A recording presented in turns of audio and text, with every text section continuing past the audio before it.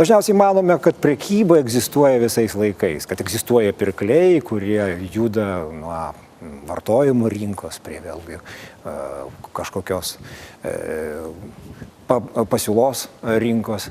Bet iš ties pagoniškojo laikotarpio Lietuvoje prekyba buvo iš esmės sukoncentruota didžiojo kunigaikščio rankose.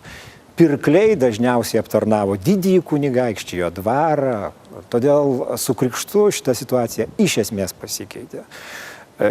Ką galėjo pasiūlyti Lietuva tais laikais Europai, atsivėrusiai prekybai su Europos kraštais ir ko labiausiai troško iš Europos. Tai štai šiuo požiūriu bene akivaizdžiausiai matome tai Nemuno vagoje. Prekyba Nemunu visą laiką buvo svarbi etiniai Lietuvai, ar kartu ir Lietuvos didžiai kunigaikštystei. Nuo 15 amžiaus pradžios išvežame dažniausiai medžio produktus. Įsivežame druską ir druską. Prabangos prekių žinoma buvo, bet jų buvo labai nedaug. Ir tik pačiame 16 amžiaus viduryje mes matome išaugusius kontrabandos mastus. Jie užsiminėjo valstybės pareigūnai dažnai, bajorai, kurie jau pardavinėjo javus ir gyvulius.